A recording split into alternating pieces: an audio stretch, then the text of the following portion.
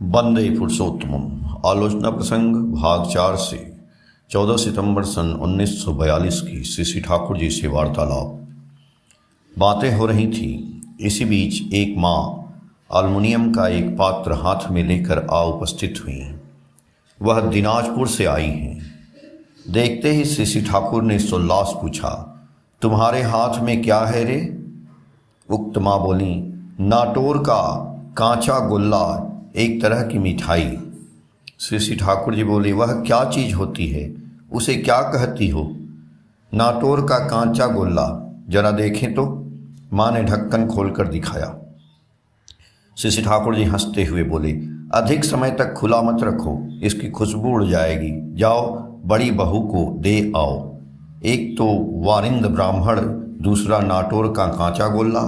क्या अधिक समय देखने पर क्या कोई उपाय है? श्री ठाकुर के बाल सुलभ आनंद को देखकर सभी हंस रहे हैं।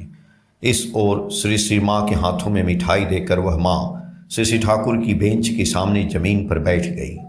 उसके बाद बोली, ठाकुर, मुझे दुख इस बात का है कि मेरे लड़कों में कोई ठाकुर मुखी नहीं हुआ। श्री ठाकुर जी बोले, इसके लिए चिंता क्यों करती हो? वे तुमको प्रेम करते हैं तो? उक्त माँ बोली, हाँ वह तो करते हैं। यदि तुमको प्रेम करते हैं तो तुम जिसको प्रेम करोगी वे भी उसको प्रेम करेंगे। जोर जबरदस्ती ठाकुर को उस पर लादने मत जाओ, उससे वे और भी दूर हो जाएंगे। प्रत्युत तुम्हारा उनके प्रति ऐसा व्यवहार होना चाहिए जिससे तुम्हें प्रसन्न करने के लिए जो भी काम होंगे उन्हें किए बिना वे नहीं रह सकेंगे। तत्पश्चात श्री ठाकुर के छंदों के विषय में चर्चा चली। श्री ठाकुर ने हंसते हुए कहा, जब मेरे सामने मेरे छंदों को पढ़ा जाता है तो मुझे यह प्रतीत ही नहीं होता है कि वे मेरे मुख से निकले हैं। परम पिता की दया से वे बड़े सुंदर हुए हैं। जब केष्टोदा ने सबसे पहले कहा था तो मैं संकट में पड़ गया था। केष्टोदा भी छोड़ने वाले जीव नहीं थे। तत्पश्चात मन में जो बातें आई गईं वह मैं कहता गया। केष्टोदा ने भी कहा अच्छा ही हुआ है, तो मैंने भी सोचा अच्छा ही हुआ होगा। मैसेज का लिख जाना कैसे संभव हुआ, अभी मैं इस बात को सोच नहीं पाता हूँ। केष्टोदा ने जाने कैसा कायदा अपनाते हैं कि उन्होंने मुझसे माल अदा कर लिया, अन्यथा अपने संबंध में कभी नहीं समझता हूँ कि मैं कुछ जानता भी हूँ और मेरे द्वारा कुछ संभव होगा। इसलिए मुझसे कोई आकर कहता है मुझे कुछ उपदेश दें तो उस समय मैं गूंगा बन जाता हूँ। मुंह से कोई बात नहीं निकलती है, पर चर्चा चलने पर कितनी बातें होती हैं वह कहा नहीं जा सकता है। श्री ठाकुर ने प्रफुल्ल से कहा, इन लोगों को क्या कुछ छंदों को पढ़कर नहीं सुनाओगे? प्रफुल्लता बोले, जी हाँ। इसके बाद छंदों की कॉपी लाई गई। श्री ठाकुर जी बोले कि पुराने छंदों को न पढ़कर इस वर्ष मैंने जो लिखवाया है उनमें से कतिपय पढ़ो। प्रफुल्लदा बोले, अच्छा। 1942 ईस्वी के आरंभ वाले छंदों को पढ़ रहा हूँ। पढ़ने लगे। स्वतः स्वेच्छ अभिध्यान छुटले आवेग काजेर पथे, सीखा तखन सहज पाए गजिए उठी मनोरथे। वैशिष्ट के करले हतो देशेर दशेर जातिर धुयोय, ज्ञानेर आलोक जाई निभे जीवन पड़े मरण कुयोय। जे मनीषी जन्मे जखन समय कालेर गर्त फुड़े, सार्थकताय अर्थ दिए विरोध वार्ता हटान दूरे। गुण गरिमाय आघात दिए कौशने कथा संभव मत, अनुरोधी आवेदनरे सुरे कथा कौशनियत। इष्टानुक संहति के बजाय रेखे सर्वथा, सब व्यापारे सकल काजे हिसाब करे कौशु कथा। वाकई आर काय मने वास्तु किंबा विषयेर इच्छोल नियंत्रणई सारमर्म ध्यानेर। सूक्ष्म सार्थक विभेद विचार सफल अनुभव, क्षिप्र चिंता स्मृति कर्म ध्यानेरई विभव। अर्थात स्वेच्छतः स्वच्छ भाव से आवेग सहित कार्य पथ पर मनुष्य आगे बढ़ता है तो शिक्षा सहज हो जाती है और मनोकामना भी पूरी होती है। देश और दस व जाति की दुहाई देकर वैशिष्ट को खत्म करने पर ज्ञान का आलोक बुझ जाता ही है, जीवन भर मृत्यु के कुक में खत्म हो जाता है। जो मनीषी जन्म लेते हैं समय और काल के गर्त को फोड़कर तो सार्थकता में अर्थ देकर विरोध वार्ता को दूर हटाते हैं। यथासाध्य गुण गरिमा पर आघात देकर कुछ मत कहो, बल्कि अनुरोधी आवेदन के सुर में ही सदा बातें करो। इष्टानुग संगति को सर्वदा बनाए रखो एवं सभी मामले एवं कार्य में खूब सोच विचार कर बातें करो। वाक और कायमन से वस्तु किंबा विषय का इष्टोच्छल नियंत्रण ही है ध्यान का सार मर्म। सूक्ष्म सार्थक विभेद विचार सफल अनुभव क्षिप्र चिंता स्मृति कर्म ध्यान का ही है विभव।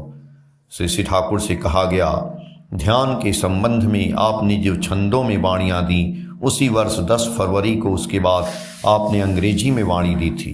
श्री ठाकुर ने कहा, वह भी पढ़ो। पढ़ी गई। The psychophysical molding of objects affairs to fulfill the interest of the love Lord, unfurling the faculties of perception, conception, distinction, sharp division and remembrance with a shortening of the reaction time is the fundamental of concentration and meditation. तत्पश्चात और भी अनेक छंदों को पढ़ा गया। श्री ठाकुर ने किशोरीदा की को देखकर पूछा, क्या डॉक्टर ये समझ में आते हैं? किशोरीदा बोले, मैं तो पढ़ा लिखा व्यक्ति नहीं हूँ, किंतु मुझे तो समझने में कोई कठिनाई नहीं हुई। श्री ठाकुर जी बोले, तुम तो समझोगे ही, मेरे साथ जो रहते हो, किंतु बाहर के लोग समझें तभी न समझा जाए। किशोरीदा बोले, बाहर के लोगों को नहीं समझने का कोई कारण ही नहीं देखता हूँ। श्री ठाकुर ने सबों से पूछा, तुम लोगों को कैसा प्रतीत होता है? सभी ने एक ही उत्तर दिया, किसी को समझने में कोई दिक्कत नहीं हुई। श्री ठाकुर जी बोले, तब तो ठीक ही है। आज सबसे ज़्यादा लोक शिक्षा की आवश्यकता है। जीवन के पथ पर कैसे चलना चाहिए यह मनुष्य नहीं जानता है। जो जितना पढ़ता लिखता है वह उतना ही वह बेहेड मतछिन्न की तरह चलता है। पढ़ लिख कर भी उसमें संगति के बजाय असंगति ही बढ़ती है। इसलिए ऐसी व्यवस्था करनी चाहिए जिससे पुरुष नारी चुटकीली बातों द्वारा भी जीवन चलन की रीति नीति के संबंध में जानकारी कर सकें।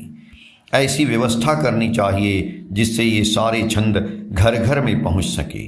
यदि मनुष्य का न्यूनतम इतना भी कॉन्सेप्शन छंदों के द्वारा जितना संभव हो सके कम से कम उतना भी रहे तो वह किसी विपत्ति में नहीं पड़ सकता है।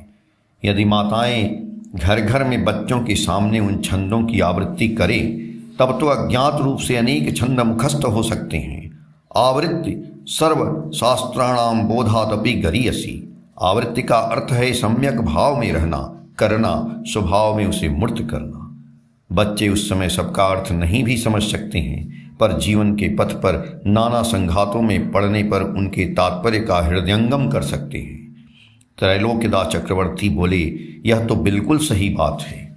बचपन में जब हम चाणक्य के श्लोक मुखस्त करते थे तो अमूल्य उपदेशों की मर्यादा अच्छी तरह नहीं समझ पाते थे, किंतु जीवन में जितनी अभिज्ञता बढ़ी उतना ही सारी बातें समझ में आने लगीं कि वे कितनी बहुमूल्य बातें हैं। श्री ठाकुर जी बोले, छंदों को उसी तरह प्रचार प्रसार हो ऐसी व्यवस्था करें। प्रभास दास चौधरी बोले, उन छंदों को पुस्तकों के रूप में प्रकाशित करने की जरूरत है। श्री ठाकुर जी बोले, केष्टोदा ऐसी चेष्टा में लगे हैं। यदि अभी कोई संभावना नहीं है तो कम से कम अनुश्रुति में जितने स्लोगन आवाहन हैं उन सब की घर घर में आवृत्ति तथा अनुशीलन की व्यवस्था करो। उनमें भी बहुत कुछ है। यदि पारिवारिक सत्संग के बाद प्रत्येक परिवार में हर दिन उन सबों की आवृत्ति की जाए तो और भी बढ़िया होगा। सत्संगी परिवार के बच्चों द्वारा उन बातों का परिवेश में प्रसार होगा। सब लाल हो जाएंगे, सिर्फ लाल ही क्यों, उजले हो जाएंगे यदि वे श्रद्धोसित ज्ञान प्राप्त कर सके। यदि उसकी जड़ मजबूत हो जाएगी तो तुच्छ इज्मवाद का कोई स्थान नहीं रहेगा। इसकी जड़ तुम लोगों में तो रहेगी ही, क्योंकि यह तुम लोगों के खून में है। वह तो कोई बाहर से उधार ली हुई चीज नहीं है जिसको विकसित करने में कोई कठिनाई होगी। एक बार जोर लगाने से ही काम बन जाएगा। उस समय देखोगी, पौड़ी गेलो काड़ा काड़ी, आगे केवा प्राण, करीबे के दान, तारी लागी तारा तारी। अर्थात लोगों में इस तरह की होड़ मच गई है कि पहले कौन प्राण दान देना चाहता है, इसके लिए सभी जल्दबाजी करने लगे। बातें करते करते श्री ठाकुर उर्ज दीपना से गरज उठे। उनके आंख मुख का चेहरा ही बदल गया। मधुर ओजस्विता का मनोहर भंगिमा फूट उठी उनके सारे शरीर में। थोड़ी देर तक वातावरण शांत रहा। वे चुपचाप बैठे रहे। कालिदासी माँ ने तंबाकू भर कर दिया। तंबाकू पीने के बाद श्री ठाकुर कालिदासी माँ के हाथ में गड़गड़े के नैचे को देते हुए सहज भाव से बोले, आज दोपहर में नींद नहीं आई। कालिदासी माँ बोली, नींद का और दोष क्या? इस दुर्बल शरीर से आप सुबह से ही बातें करते जा रहे हैं। इतनी बातें करने पर तो स्वस्थ व्यक्ति का भी माथा गर्म हो सकता है। नींद नहीं आती, उस पर आपकी तो तबीयत भी ठीक नहीं है। श्री ठाकुर जी बोले, मुझे इतनी बातें क्यों करनी पड़ती है जानती हो? कालिदासी माँ बोली, वह क्यों? श्री ठाकुर जी बोले, तुम लोगों की अबाध्यता के कारण। कालिदासी माँ बोली, यह कैसे? श्री ठाकुर जी बोले, तुम लोग मेरी बातों के अनुसार नहीं चलती, इसलिए मुझे शारीरिक कष्ट को झेलते हुए बार बार बातें करनी पड़ती हैं। अन्यथा ऐसी कोई भी बात नहीं है जो मुझसे बाकी रह गई है। यदि मैं यह देखता कि तुम लोगों ने मेरी बातों को सुना है एवं अपने आप दूसरों को भी सुनाती जा रही हो तो मुझे उतना बकना नहीं पड़ता, किंतु तुम लोग तो पत्थर की तरह अचल बनी रहती हो, कहने के मुताबिक काम भी नहीं करती हो। मेरी बातें दूसरे के कानों तक पहुंचा सकती थी, वह भी नहीं करती हो। जब बाहर से लोग आते हैं तो तुम लोग गूंगी बन जाती हो। इसलिए शारीरिक अवस्था ठीक रहे या नहीं, फिर भी मुझे बकबक करना ही पड़ता है। तो भी साधारणतः वार्तालाप करने में अच्छा ही लगता है। ठाकुर श्री रामकृष्ण के निकट उनका भगिना हृदय रहता था। बीच बीच में हृदय अपने मामा को तिरस्कार करते हुए कहता था, मामा आप प्रतिदिन एक ही बात को बार बार क्यों कहते हैं? उस पर रामकृष्ण देव कहा करते थे, क्यों नहीं बोलूँगा, उसमें साला तुम्हारा क्या लगता है? एक ही बात को मैं 1000 बार कहूँगा। इन बातों को सुनकर सभी हंसते हैं। कालिदासी माँ कुछ लज्जित सी दिख पड़ी। उस ओर लक्ष्य करते हुए श्री ठाकुर ने कहा, मैंने किस्सा के रूप में ऐसी बातें कही हैं, तुम्हारी बातें कुछ और हैं। किसी के प्रति किसी व्यक्ति की दर्द व सहानुभूति रहती है तो तुम्हारी तरह उसकी बातें रहती हैं। जिन्हें लोगों के साथ आलोक आलोचना करनी चाहिए वे कहाँ तक करते हैं।